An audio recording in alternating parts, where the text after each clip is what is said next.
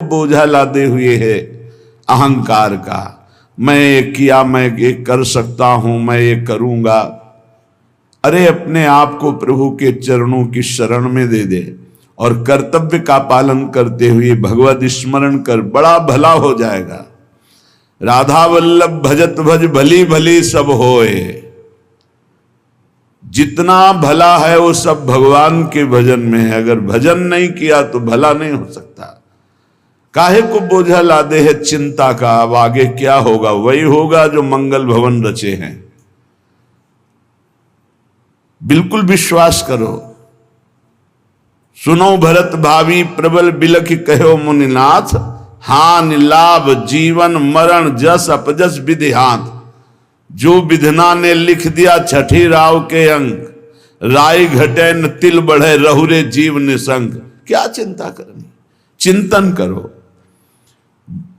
तुम्हारी ये चिंता, भय, शोक, दुख ये तभी भागेंगे जैसे जैसे श्यामाजू का चिंतन करोगे, जैसे जैसे परमार्थ में आगे कदम बढ़ाओगे। तुम निश्चिंत हो जाओगे, निर्भय हो जाओगे, निशोक हो जाओगे। उदासीन जग में रहे। उदासीन कहते हैं ना किसी को मित्र बनाया ना किसी को शत्रु, सब में विराजमान मेरे प्राण प्यारे हरि हैं। ये क्रूरा अपि पापिनो न चसताम संभास सदृश्याश्चये सर्वान वस्तुतया निरीक्ष परम स्वाराध्य बुद्धिर्मम।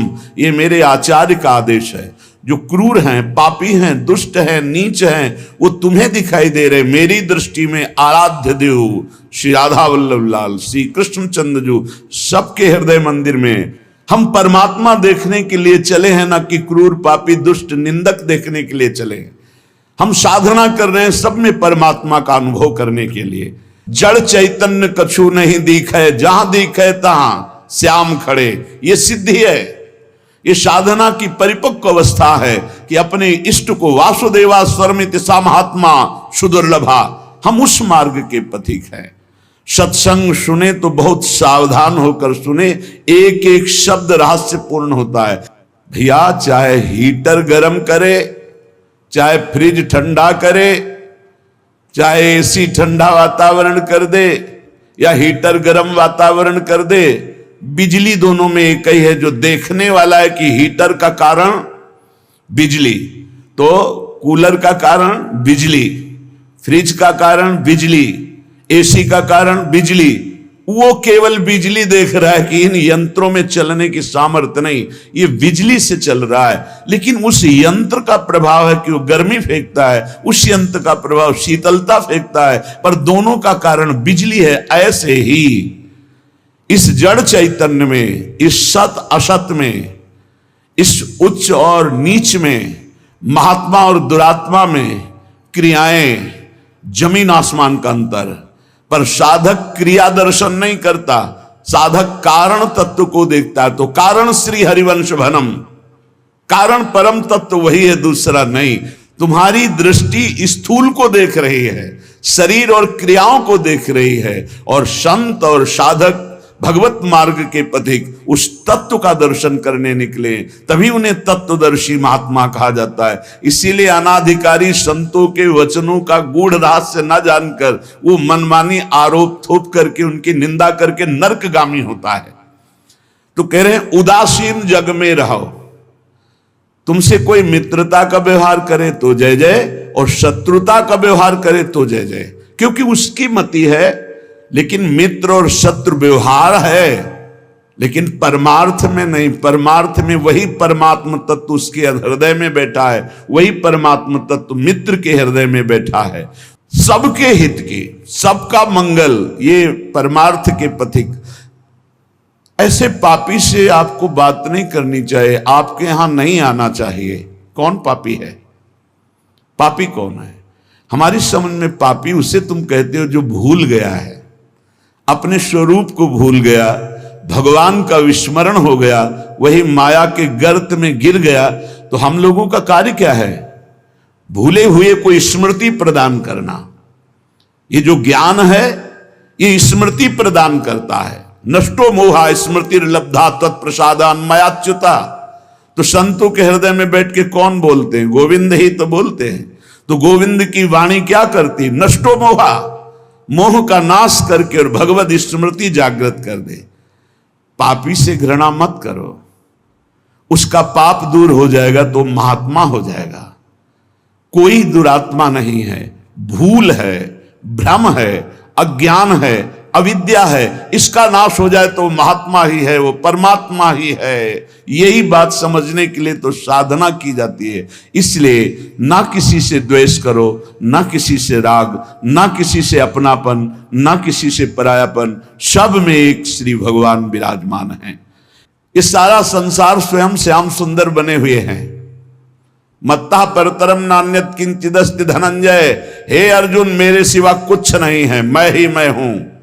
तो कह रहे फिर काहे को किसी से वैर करते हो, काहे किसी की निंदा करते हो? वो बैठा मुस्कुरा रहा है सच्चिदानंद की मैं छुपा छुपी का खेल खेल रहा हूं, तू पहचानने चला था, कहां पहचान पाया?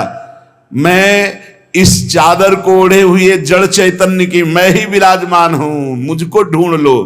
संत खोजी होते हैं, क्या खोजते हैं? उसी परम तत्व को जो सब में विराजमान है। उपासक अपने में कभी अहंकार न करे। जब अच्छे सद्गुण दिखाई दे तो हरि गुरु का प्रसाद है। अपने से गलती हो जाए तो उसे भगवान की इच्छा ना माने, ये हमारा अज्ञान है, ये हमारी गलती, हमारा दोष है, और उस दोष का प्रायश्चित करे, दंड दे, क्षमा ना करे। दूसरों को भले क्षमा कर दे, अपने मन को क्षमा ना करे। जो अपने मन को सब क्षमा करते, सब दूसरों के जरा से दोष को क्षमा नहीं कर सकते, अपने पहाड़ जैसे पाप को भी क्षमा कर देते। यहां सिद्धांत उल्टा है। परमार्थ का पथिक अपने राय भर के भी दोष को पहाड़ के समान मानकर उसका प्रायश्चित करता है, और दूसरे के पहाड़ के समान दोष को भी राय के समान भी नहीं मानता है। ये परमार्थ के पथिक का स्वभाव होता है। हमारे से अच्छा बन गया श्री गुरुदेव की कृपा, श्री लाडली जी की कृपा। बुरा हो गया ये मेरी गलती, मेरी वासना है, ये मेरा अहंकार है कहीं जो मेरे से गलती करवा दिया। यही बात गोस्वामी तुलसीदास जी कहते हैं। सच्चा साधक कभी क्षमा नहीं करता अपने को, उसको प्रायश्चित गुरुजनों से मिलकर निश्चित करता है। जाओ इतने दिन व्रत रहो, परिक्रमा लगाओ, ये सब दंड मन को मिल रहा है, मन निर्मल होगा। अपने पापों को तो प्रायश्चित नहीं करते, दूसरे की जरा सी गलती को पहाड़ जैसा वर्णन कर देते। ये भगवान के दास नहीं होते, ये भगवत विमुख जन होते हैं। अगर आपके साथ कोई व्यवहार अनुकूल कर रहा है या प्रतिकूल, तो आप क्रिया को मत देखो, अनुकूल प्रतिकूल, कारण तत्व को देखो। हृदय में बैठा हुआ और प्रेरक रघुवंश विभूषण भगवान प्रेरणा कर रहा है। क्यों? क्योंकि मुझे वह अनुकूल प्रतिकूल से ऊपर उठाना चाहता है। इसलिए अनुकूल प्रतिकूल परिस्थिति सांसारिक पुरुष को हर्ष या शोक देती है, लेकिन भक्त को या भगवत मार्ग के पथिक को नहीं, क्योंकि वो कारण तत्व को देखता है। तब ये तिरस्कार, अपमान, निंदा देते हैं। जिसको प्रभु अपना लेते हैं उसके जीवन में ये जरूर कृपा करके आते हैं, तिरस्कार, अपमान, निंदा। क्यों? क्योंकि इसका एक चिपकाव का स्वभाव है। कोई जरा सा प्यार करे बस वो मान लेता है ये मेरा। कोई वस्तु अच्छी लगी, चिपक गया, बस उस वस्तु, इसके बिना मैं नहीं जी सकता। जो वस्तु, व्यक्ति, स्थान के प्रति ममता है, आसक्ति है, लगाव है, ये तिरस्कार, अपमान और निंदा के द्वारा दूर होता है। जब निंदा हुई, तिरस्कार हुआ, अपमान हुआ, जैसे बिल्वमंगल जी का तिरस्कार कर दिया, कट वचन बोले चिंतामणि ने, तो भगवान की तरफ कदम बढ़े। नहीं, जीव का जो मन है वो चिपकू स्वभाव का है, वो आसक्ति, वो ममता, वो राग कर लेता है। जरा सा बोल दे, जरा सा अनुकूल हो जाए तो वो उसी में राजी हो जाता है कि ये मेरा है। प्रभु ऐसा होने नहीं देते, बड़े कृपालु हैं, अपने जन को फंसने नहीं देते। इसलिए वहां से प्रतिकूलता दिलाते हैं, तिरस्कार दिलाते हैं, कटुवचन दिलाते हैं, तो वो फिर चैतन्य होता है। अरे नहीं, इस जगत में कोई नहीं, हरि के सिवा मेरा कोई, फिर हरि की तरफ भागता है। तो कह रहे कि ऐसी भगवान की अहेतुकी कृपा है कि जब जीव को भगवान अपनाते हैं तो तिरस्कार, अपमान, निंदा देते हैं। घबराओ मत, उतने ही देंगे जितने में तुम परिपक्व हो जाओगे। तुम्हारा पतन नहीं हो सकता। तुम इतना दुखी नहीं हो सकते कि परमार्थ छूट जाए। ए भाई, जिनको मिल गया हो तो छोड़ना मत कि पड़ोसी ठीक नहीं है, व्यवस्था ठीक नहीं है, कोई सेवा करने वाला नहीं। एक सोच बनी रहती है उपासकों के अंदर।